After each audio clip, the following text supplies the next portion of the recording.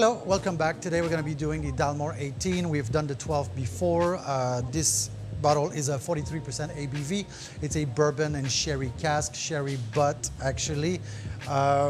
This is the high end of the Dalmore collection. The 12 was fantastic. The Portwood was an NAS. We did that one before. I thought it was an okay NAS. I'm not a big fan of NAS, but yeah. So as always, the Dalmore bottle is it's a beautiful bottle. Their packaging is perfect. They do great marketing. Let's crack it open and see what happens here.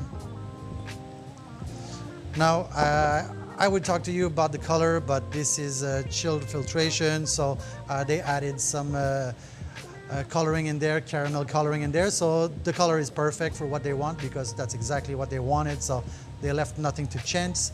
This is not cask strength, of course. Dalmore, they're not big fans of cask strength. Actually, I don't remember ever drinking a Dalmore cask strength, so let's go on the nose with this. Smells good, smells like orange. 43%, nothing's gonna burn your nose there. Yeah, orange, dark chocolate. I'd say like dark fruits. The Dalmore company always makes great whiskeys. There's nothing wrong with them. Are they the best in the world? Like a Dalmore 30 is a fantastic bottle, so check for that, but it's quite kind of pricey. Yeah, let's try it. Well, it's full body for sure. You can taste the sherry. There's some American oak in there. The bourbon is American oak. Yeah, macerated fruits for sure. Has very dark tones.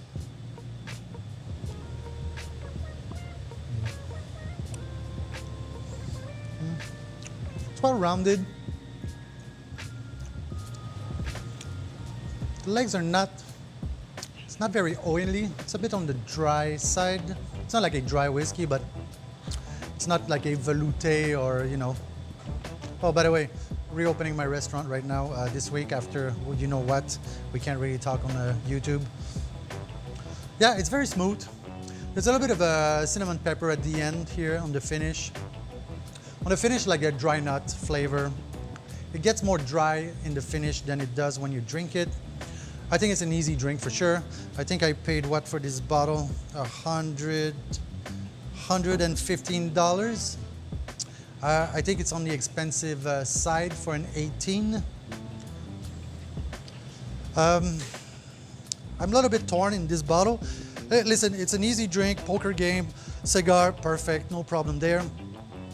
Do you get the best value for your dollar? I'm not sure.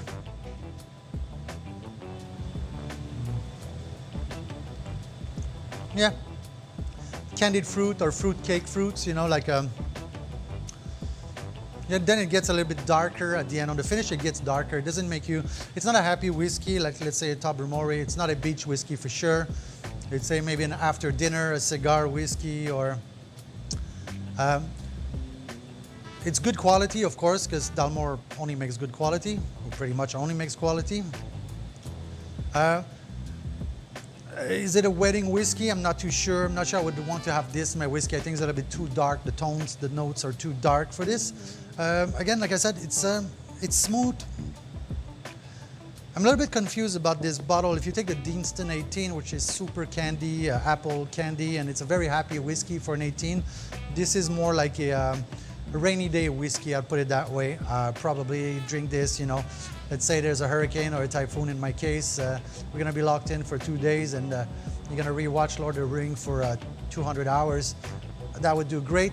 I reckon with this tomorrow morning, if you drink too much of it, you'll have a major headache. Like I said, it's not a happy light whiskey.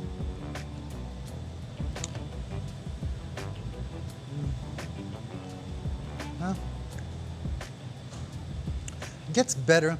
I think what's missing here is a little bit of alcohol. I think at 43%, you get buried in the cask, and there's a lot of sherry in there. Well, it's sherry, but yeah, it's a lot of sherry. It's a sherry bomb.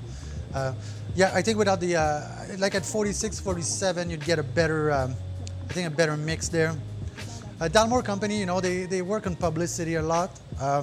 They're good quality. They're not the best as far as I'm concerned. They're they're not close to a Balvenie or a Balvenie like a 17. I reckon is a lot better than this, in my opinion, right? Everything is different for everyone, and also the Balvenie may be a lighter, more happy whiskey. This is more dark. Let's put it that way.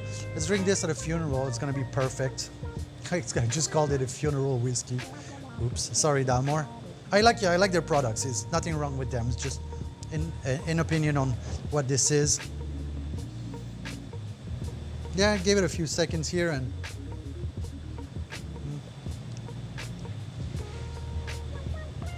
it is smooth. Basically, it goes like this. It goes in like oil, then it's super smooth, and then on the finish, you get a little bit of a cinnamon spice there, or yeah. I think 110, I buy cheaper than most of you here. I think this on street value, like it's crack. Street value of this, I think, is around 150 bucks. I think it's starting to be a little bit expensive, and I just want to make a comparison with the, where's my 12? Here. Just see what's happened there. See, the 12 and the 18, they follow the same curve of like casking. The 15 follows a completely different curve. I don't really enjoy the 15. It's not my best.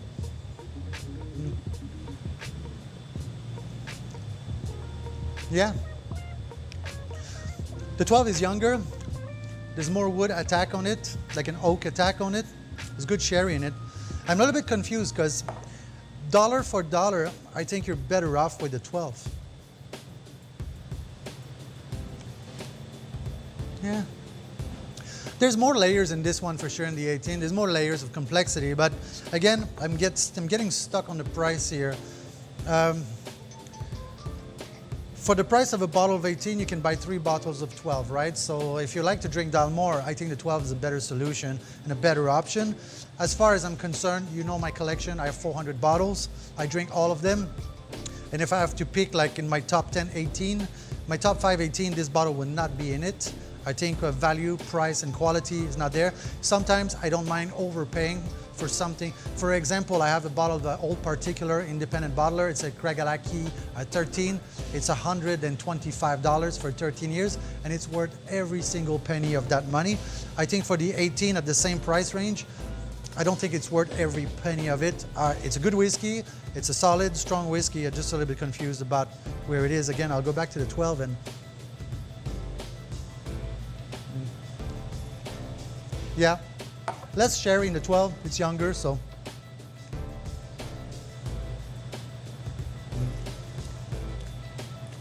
The 18 is smooth. Still a bit pepperish at the end, though. Oh, I just got a draft of alcohol in my nose. Yeah, that's gonna be on you guys. Out of 10, you know when I rate the bottle, right?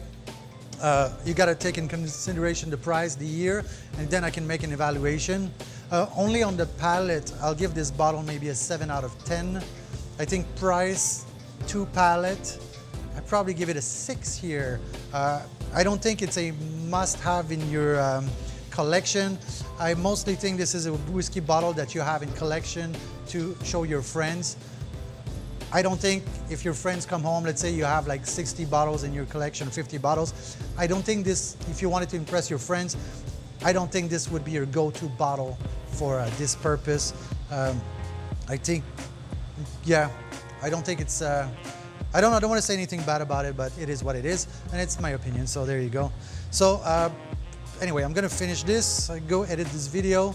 If you want me to try something in a collection, just let me know.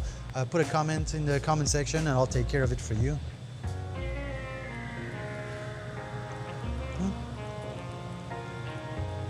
It is not bad, but is it very good? I think it's just good. All right, guys, catch you later.